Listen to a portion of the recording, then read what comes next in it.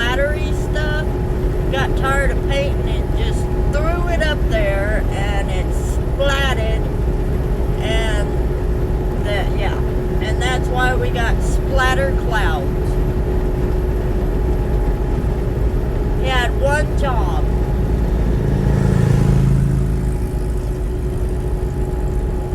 One job. Hello, motorcyclist.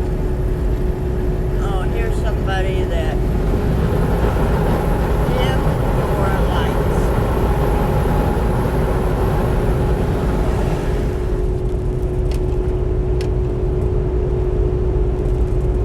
That car there is a rice maker or something, and when it passed, it sounded like a lawnmower.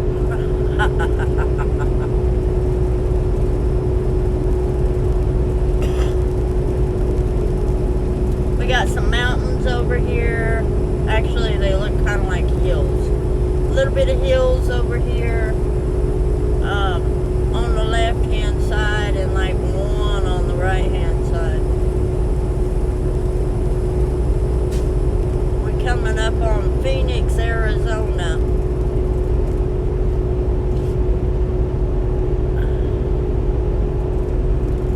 We got a little ways to go though. The sun hasn't rose up over here yet. And we're rolling at 70 miles an hour.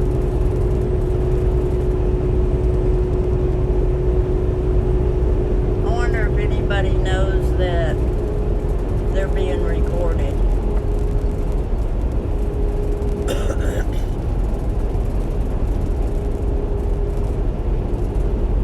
I don't know, but you need to hurry up because there's somebody on the side of the road, and I'm courteous.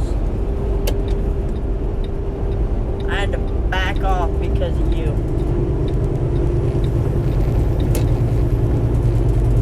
See, it's 75 miles an hour on this highway, though. Oh, hell, he's far enough over the road, off the road, to where we didn't have to do that. We didn't want to.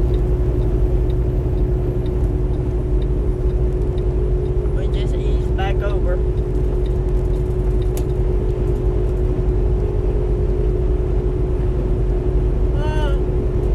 I need to get me a puppy dog. I need me a puppy dog so that I can get out and walk around more often and have somebody to take pictures of and record like I did Toki. I miss Toki. I miss me Toki butt.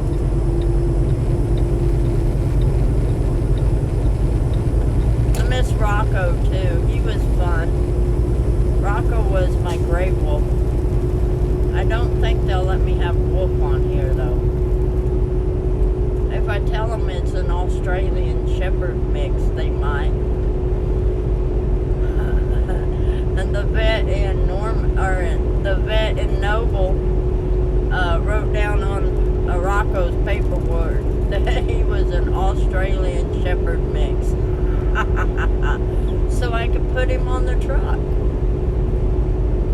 I told her I rescued him, which I did, from a bullet. They were going to put a bullet in his head because nobody at that family knew how to control him. And my brother told me, hey, I found you a dog. And I said, really? Where? And I followed him out to his girlfriend's house at the time. And I said, why'd they chain him all the way out there? And thanks for bright lighting me, dude. And he said he's gray wolf. And I went, so why'd they chain him up and make him mean? And he goes, nobody can control him, not even me. I can't even touch him. And so I went over to his tree, walked right past him, sat down at his tree. He come over and growling at me, and I went, and turned away from him. He laid down on my lap, and I started petting him. And then I turned back and I said, "You want to go home with me?" And he acted like a 6-month-old puppy dog, wagging his tail, sticking his tongue out. And so I unchained him, put his harness on him and his lead rope on him, and walked away. Went to walk up to the truck, and I turned around and I looked at Rocko, and I said, that was his name. I said, "I got 2 children in that truck." I said, "They're not babies, they're people, and they're part of our pack. Do not harm them." And I opened up the door. He jumped up in. He started licking my daughter like crazy. And Keeper's like, "Oh, he's so gorgeous."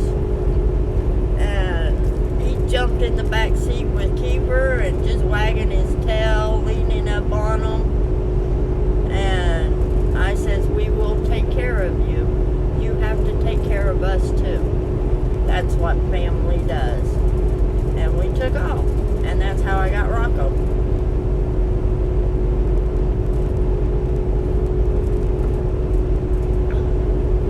Toki was forced upon me.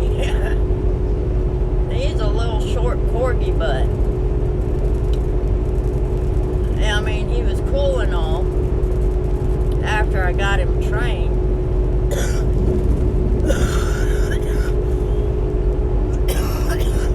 He lived in a cage at my niece's house because she worked, and so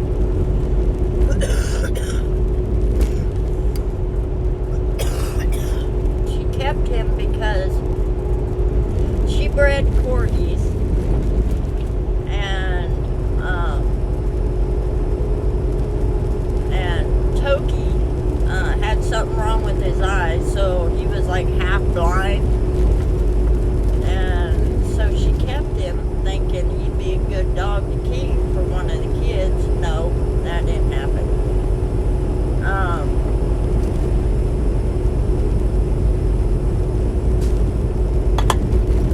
She didn't have a third cage, so he had to stay with his dad, which his dad dominated over him every time his mom went to eat, which was not good for Toki.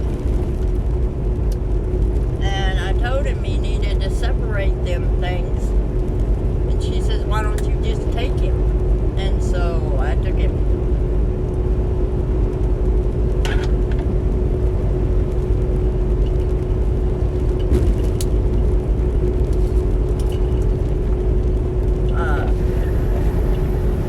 When I did, he was scared to death of everything. He was scared of heights. He couldn't jump worth crap because he got them little short legs, I guess. But he was scared to try. And he was scared of dogs. He was scared of cats. He was scared of horns. Like whoop whoop horns. And oh my goodness, he was scared to. He stayed by my side the whole time. He wouldn't walk and take off running or nothing, like a dog should. And when anybody else came around, he hid behind me. He wouldn't even stand beside me then. He would hide behind me. And by the time I got him